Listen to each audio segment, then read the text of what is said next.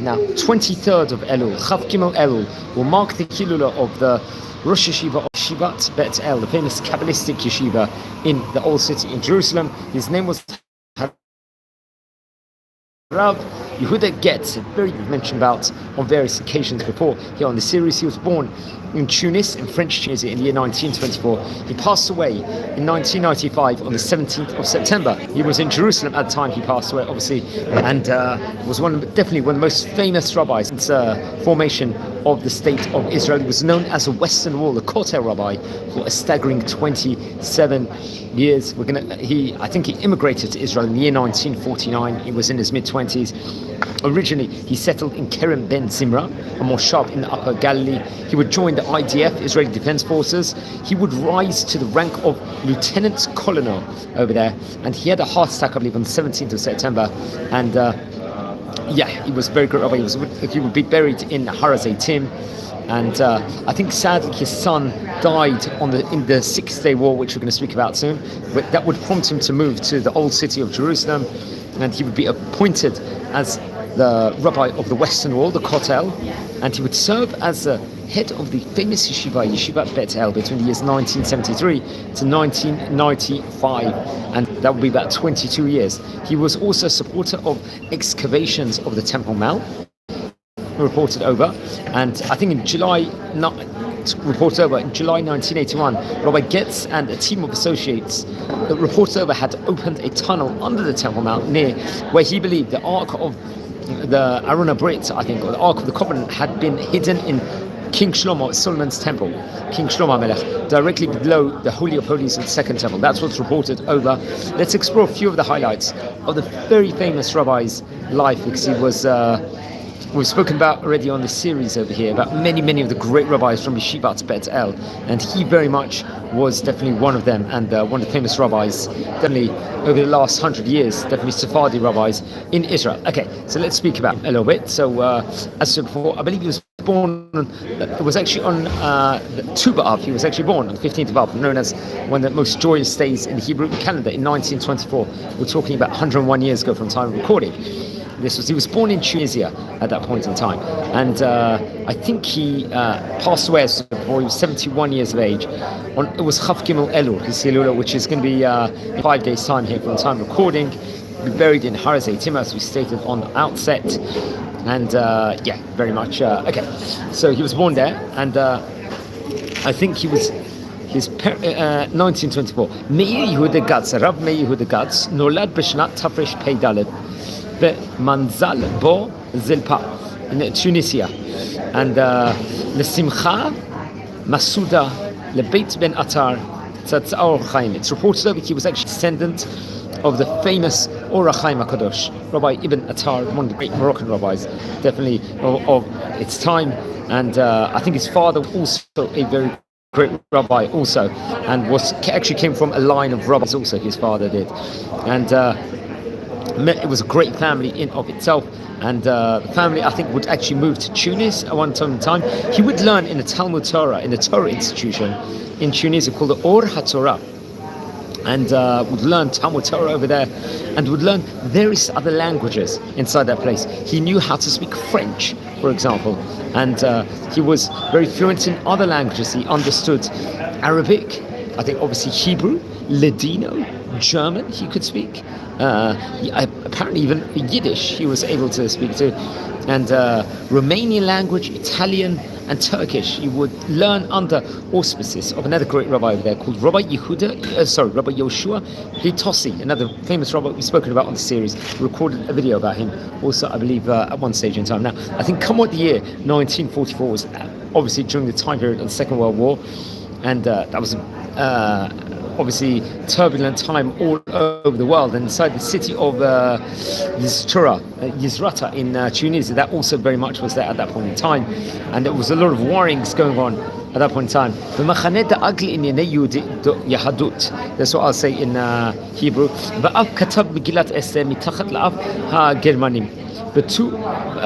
בשבט, התש"ג, בחסות הפצצה אנגלית נמלט במדי חייל שקיבל בעשו דרכו רגלית בביזרתא לביתו מרחק של 60 קילומטר. I think he was in danger at the time period of the Second World War with the Germans at that point in time, if I'm not mistaken, going.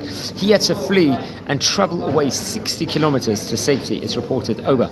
Now, when he was 19 years of age, he'll get married. I think בגיל 19 נשא לאישה את אסתר סילבת.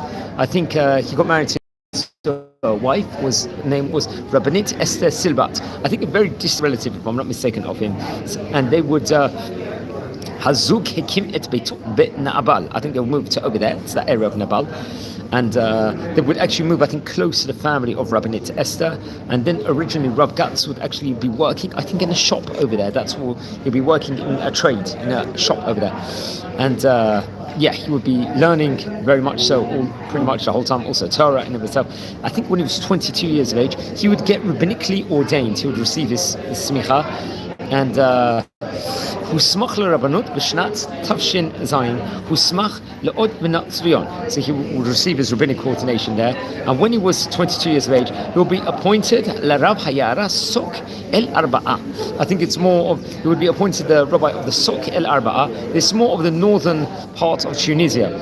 And he would be also a chazan at that stage in time. He would be a mohel. A mohel is a rabbi that will perform circumcision, and a shochet, performing kosher slaughter.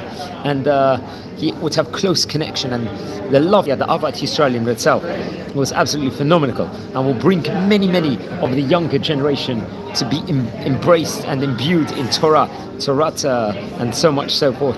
And I think he would work for various different Zionistic organizations in Tunisia, and really speak about the praise of the land of Israel. And let's just say the kihila, the congregation in of itself, for the young people at that point in time, that we have to point out.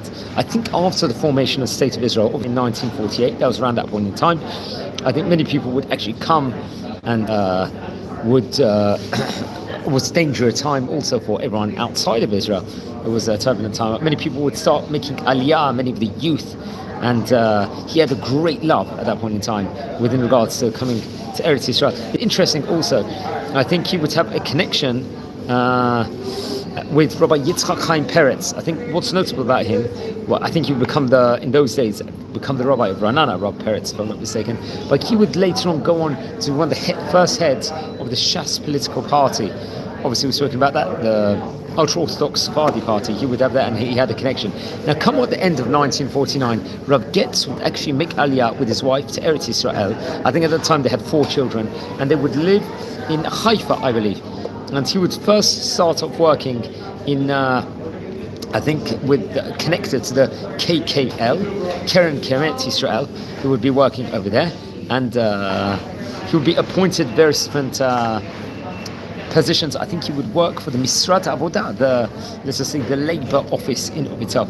And then after several months over there, he would be appointed as a chazan, mohel, shochet, in a moshav in Israel, I think called the Har Adom, in the Galil, in the upper Galil, respectively, over there. And also to Kerem Ben Zmira in of itself. Now, over there, when he would take on those place itself respectively, he would open up an agricultural school called the Beniyahu school over there also, and would work as a manager over there within regards to this important school in of itself, and really would bring about spirituality to the moshav, to this dwelling place in of itself. In 1958, I think at that point in time, I think he would actually, I don't think he had to go and the draft into the army, but he would draft into the Israeli Defense Forces, and he would become an officer of a high rank, I believe, over there also, and very much would work with in regards to safety and so on and so forth. Remember, he was a rabbi also at that point in time. Come what 1956, I think he'll be crowned, let's just say, as one of the Mabachirei Hashanah, through the president of the country in of itself. And it's actually interesting, I think there was a 5th Knesset in 1961. He would be working for, I think, maybe connected to one of the political parties. This was, now I think the 6-day war in Jerusalem, I think sadly his son Avner died at that point in time, and obviously it left a very, very devastating effect to the family, but he knew that his son died in Kiddush Hashem for Am Yisrael. I think, come 1968, Rabbi Getz and his wife would, I think, move to Jerusalem and be close, I think, to the kever, the burial place of his son. I think Avner, he was buried, I think, in Har Herzl, if I'm not mistaken. It's right next to Beit Began, somewhere we visited close to that area in of itself here on this series over there. And I think later on they will be close to the northern part of Talpiot over there, and then eventually they will move to the area, the neighborhood of Shmuel HaNavi. Remember, Shmuel HaNavi is quite near Geula, and we actually we did a tour around the Shmuel HaNavi area, I think only a few months back if you look at the channel. Over in 1971, I think they would actually go on to live inside the Jewish quarter, and I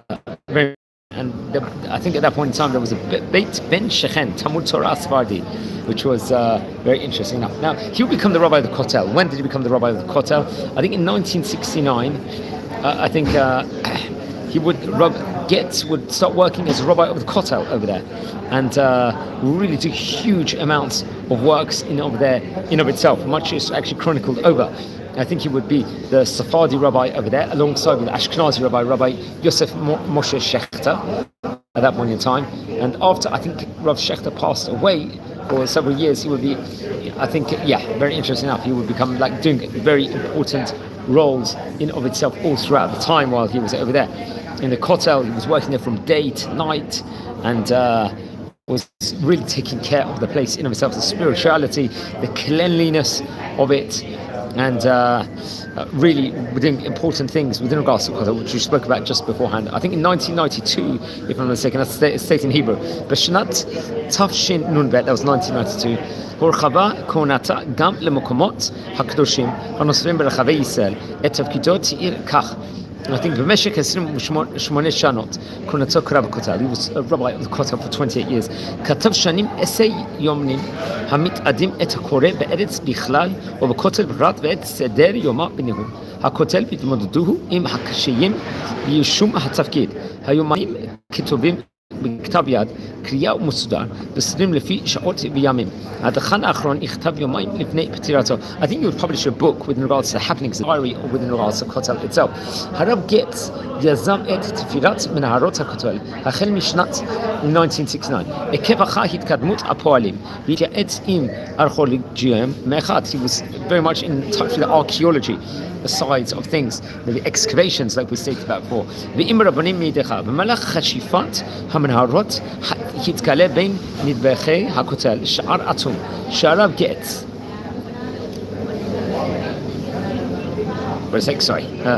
שהרב גץ כינה בשם שער הכהנים. וקישר אותו עם מעבר תת קרקרי המוזכר במשנה. הרב גץ התכוון לפורצו בתקווה שהדבר יסייע זיהוי מקום המקדש וביצוע אוצרות בית המקדש וארון הברית. We've spoken about before within regards to how he might have felt where the Aron HaBrit was actually put and placed in the other treasures of the Beit HaMikdash. שלפי מסורות שונות נגנזו מתחת לקרקע הר הבית, under the Har HaBayit. In the year 1976, התכתב הרב גץ עם הרב מנחם מנדל שנירסון שהזהירו שלא לפרוץ את השער, והרב גץ קיבל עליו את הדין. This was written 5 שנים מאוחר יותר, בשנת תשמ"א, כאשר הוחלט על התקנת בית כנסת במקום, כיום בית כנסת, אין שם הרב גץ, נחצבה בשער גומחה לארון קודש, בה נפער חור שמאחוריו נחשפה מנהרה חצובה בסלע מתחת להר הבית. ממדיה היו מרשימה 28 מטר אורך ו6 מטרים רוחב. בקרקעיתה היו מים רבים ובוץ. ביומו רשם הרב גץ, ניגשתי, נחשתי, התרגשות עצמו. But I'm reading this in Hebrew if it doesn't know, so please try and follow over there. בקרקעית היו מים רבים בוץ, we said בו, ביומנו רשם הרב גץ. ניגשתי תקף ומיד למקום נחשתי, התרגשות עצומה. שעה ארוכה ישבתי מוטל ללא עונאים, כשדמעות רוצחות זולגות מעיין, ולבסוף עזרתי עוז בדחילו ורחימו. נכנסתי, ישבתי על המדרגות ואמרתי את תיקון החצות כמנהגנו. לאחר התייעצתי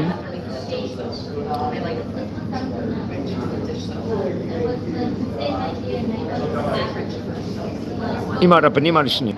I think Rav Shlomo Goren ורב עובדיה יוסף.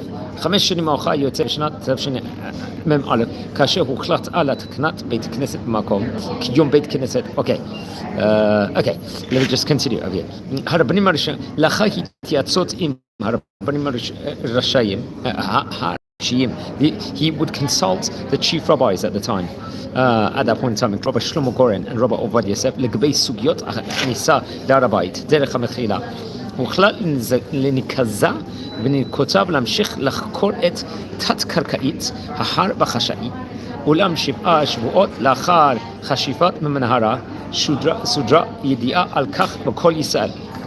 הזמן לא רב לאחר מכן החלו מוסלמים להיכנס למנהרה מפתחים שבתוככי הר הבית, ולאחר התפתחות עימותים הורה הדרג המדיני לאטום את הפתח למנהרה לביטחון מזיון.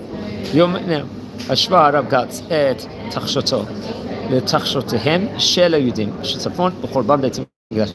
So I read that, just reading from Wikipedia here, it was a very good analysis within regards to what actually happened within regards to excavations and Beit HaMikdash over here. Hope I'll be able to translate it another time. Now come on 1973, obviously I think he was working as a rabbi at the Kotel at that point in time. I'll say it again in Hebrew. ב-1973 יזם את שיקום, את המבנה היסטורי של ישיבת המקובלים בית אל ברובע יהודי. שעמד שומע מאז נפילת הרובע במלחמת העצמאות. הוא הקים את הישיבה מחדש ועמד בראשו. He would actually establish yeshiva, renew it, let's just say in himself. It was a great yeshiva, the yeshivat itself, one of the great yeshivot of Jewish history. And and he would become the Rosh Yeshiva there. 3 ימים לפני מותו, הושלמת בניית הישיבה במקורי המקורי, והוא השתתף בחנוכת הישיבה. בראש ישיבה אחרת עומד תלמידיו הרב ישראל אביחי. Now the current, I think, Rosh Yeshiva of Yeshivat Betel is Rabbi named Rabbi Yisrael Avichai. We'll speak about in a few minutes. Now I think Rav Getz passed away on the 23rd of Elul and was buried on Har HaZeitin in the Mount Olives burying plot. And right next to his son Yair, who in 1986 I think was killed, I think, sadly. Mipkiat Masa'it, I think, so he will be buried right next to him. Now we spoke about the whole topic about Har HaBayit with regards to him, so I would recommend everyone to, and also he had, we spoke about his, let's just say, with regards to the Beit HaMikdash, Chidush Mitzvah HaTchelet. He gives a teaching with regards to Tchelet. Once again, I'm going to say this in Hebrew, his Chidush. Harav Getz, Savar, She'argaman Keha-Kotzim, Hu HaTchelet HaMakori. בזמנו, טרם הצליחו לייצא ציצית עם פתיל תכלת מארגמון כהקוצים, ולכן הטיל בטלית קטן שלא פתיל תכלת על פי אדמו"ר רדזין, respectively. And that's what actually said. And he would follow just to speak about him just a bit more, he would follow like the Prishot Kederach HaMekubbalim, who was a great Kabbalist, and he would rise, say Tikkun Hatzot, and במנהרות הכותל מול מקום קודש הקדושים לומד על תפילת שחרית כבתיקין. He would pray next minyan early morning on sunrise. לאחר יום עבודה בכותל חזר ללמד בישיבה המקובלים. After he would work inside the kotel, respectively, he would go back to the ישיבת המקובלים, ישיבת בית-אל, על תפילת ערבית, אלא אם כן היה נצרך אלא משהו אחר. רק בשעות המעוטות שבין ערבית לחצות הלילה היה ישן. He would sleep only a few hours a day, a specific time period. באותו בירושלים התעמק בעולם הקבלה. הניח 3 זוגות תפילין. I think Ha'ari, the tefillin of Ari, also of Rashi and Rabbeinu Tam. ושימש רבה, ולבש בגדי לבן כמנהג המקובלים. He would wear white clothing, just like the great Kabbalists would wear. הרב גץ למד קבלה אצל הרב מרדכי שרבי, one of the great rabbis was Rabbi Mordechai Shrabi. He would learn Kabbalah on them. Also under Rabbi Yehudah, another great rabbis of his time, one of the great Mukulavim. And really was a great rabbi. I think לבניו בתלמידיו הדגיש את נושא השלום כחשוב מכל. אל תשימו לב למקטריג הרבו שלום על כל צעד ושעל ותהה ידכם תמיד פתוחה למען צדקה.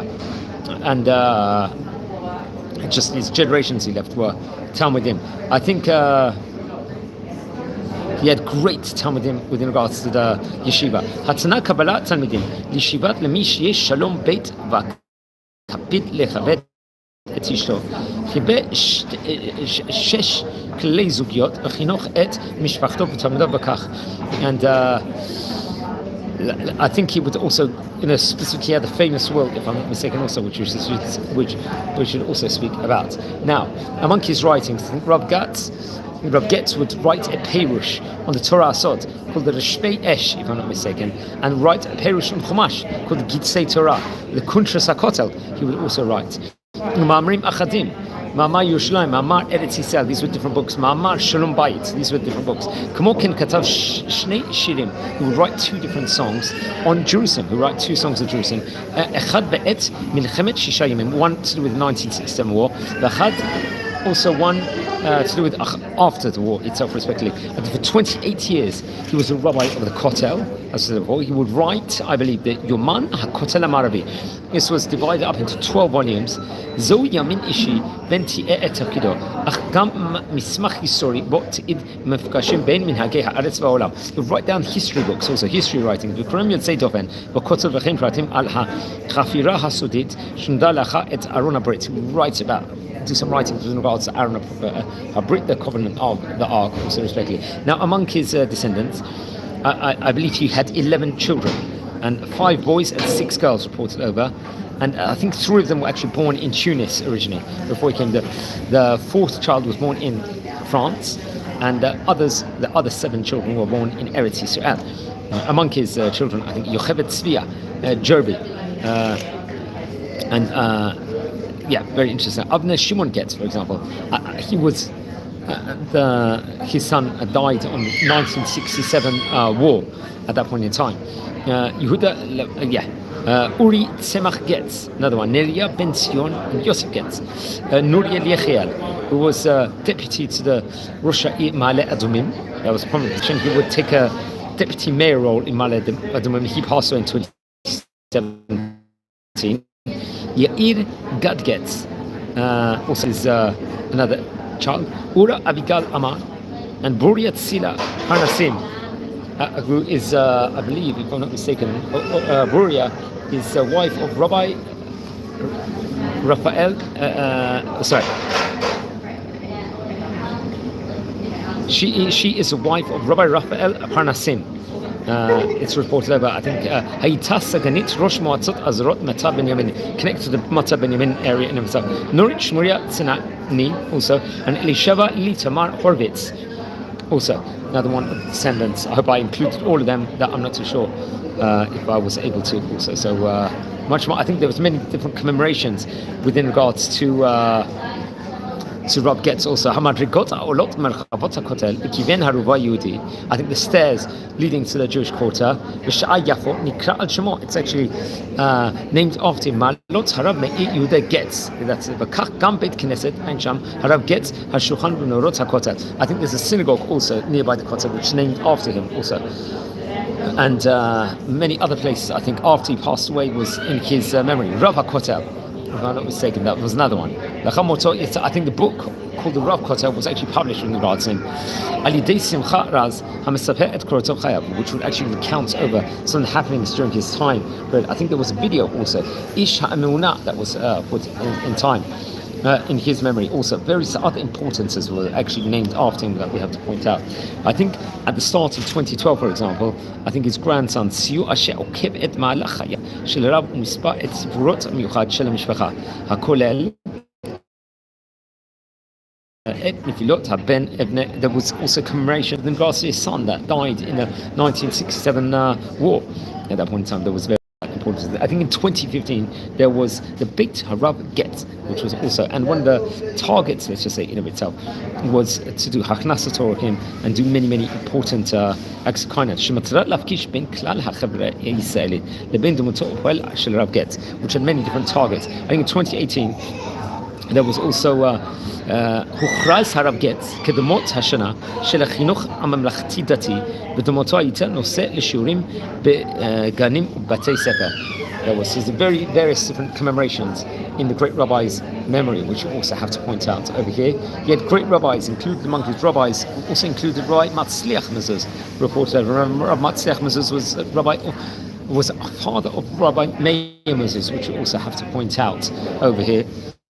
And had many great rabbis. One of his students as 274 was Rabbi Yisrael Avichai. Now, Rabbi Yisrael Avichai, I think, is the current Rosh Yeshiva of Yeshivat Bet El, very prominent position. He's 65 years of age. I think he was born in the year 1960, if I'm not mistaken. And he was born in Jerusalem. I think he's obviously the Rosh Yeshiva of Yeshivat Bet El. Also, what's interesting enough, Rabbi Avichai's rabbi was not just Rabbi Meir Yehudah Getz, also Rabbi Mordechai Eliyahu was his rabbi, which he also should point out. And Rabbi Amichai, I think, would learn in the famous Yeshivat Meir Getz at a young age, and he became a Avrech there at 21 years of age, and I think he was close to various other rabbis, Rabbi Pinchas Rubenstein, of course, Rosh Yeshiva at that point in time, Rabbi Meir Yehudah Getz was his rabbi, and eventually he would actually move to Yeshivat Bet El, would learn with Chavruta, with I think Rav Rubenstein, reported over, and would learn I think with him for tens of years over there, it's reported over, and he would become the star student, the main student of Rav Getz, and obviously after Rav Getz passed away, the great Rabbi Avichai would actually become the rabbi of the Rosh Yeshiva of Yeshivat Bet El. It's reported over his wife's name is Vardit. I believe they have 12 children, if I'm not mistaken. I think they're based in the Jewish quarter in Jerusalem, the Rova HaYehudi, respectively. Let's explore who were the Rosh Yeshivot of this famous Yeshiva, Yeshivat Bet El, of Jewish history. The first Rosh Yeshiva, it was Rabbi Gedalia Chayon, between the years 1737 to 1750. And that was followed by the Rosh HaKadosh, Rabbi Shalom Sharavi. He was a Rosh Yeshiva there for a staggering 25 years. He was a Chatan also of Rabbi Gedalia Chayon between the years 1751 to 1776. The Rabbi Yom Tov El Ghazi, I think in 1776 will become the Rosh Yeshiva there. They'll be followed by Rabbi Chizkiyahu Yitzchak Sharabi, I think the son of the Rashash, will be from 1802 to 1808. And then Rabbi Raphael Avram Shalom Mizrahi Sharabi, who was a grandson of the Rashash, and the son of Rabbi Chizkiyahu Yitzchak, I believe, if I'm not mistaken, would become between 1808 to 1827, the Rosh Yeshiva. Then Rabbi Benjamin Mordechai Navon will become the next one, the next Rosh Yeshiva. Then that was followed by Rabbi Chaim Abraham Gagin in 1848. I'm not so sure how long for. Then Rabbi Yedidiah Raphael Abulafia, one of the famous rabbis of Jerusalem over the last few hundred years, will become the Rosh Yeshiva there between 1848 to 1871. That would be followed by Rabbi Aaron Azriel. I think he would have a period of time, and Rabbi Shlomo Moshe Chai Gagin now will become the Rosh Yeshiva over there also.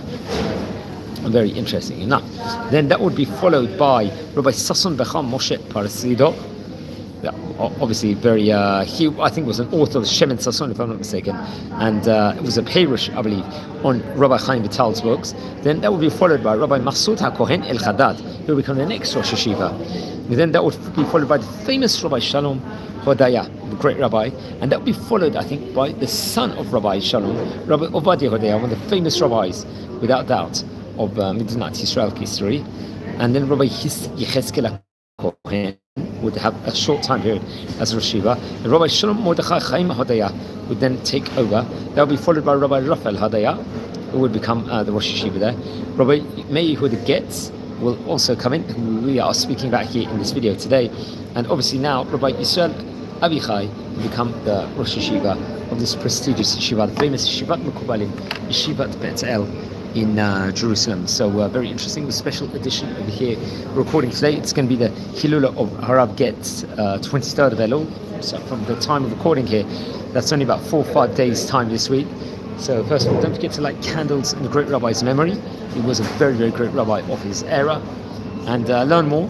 We would love to visit Yeshivat Bet El at one stage in time. We recorded over probably about videos on about at least a dozen rabbis that were rabbis, prominent rabbis in the famous yeshiva of yesteryear on this series already. So I recommend everyone to watch over that. We're our friends with the community here. We're learning about the famous Oriental rabbis of yesteryear. If you descend from any of the great Chachamim we are speaking about here in the series, please send me an email. I would love to hear more information. If you feel anyone is interested in watching any of these videos, please share these videos also to other people and join the community. And we are nearing 7,500 subscribers, so please subscribe to the channel and join and educate and learn more. So wishing you, on this note, a fantastic day, and please watch the previous videos and enjoy. Thank you very much for spending the time to watch.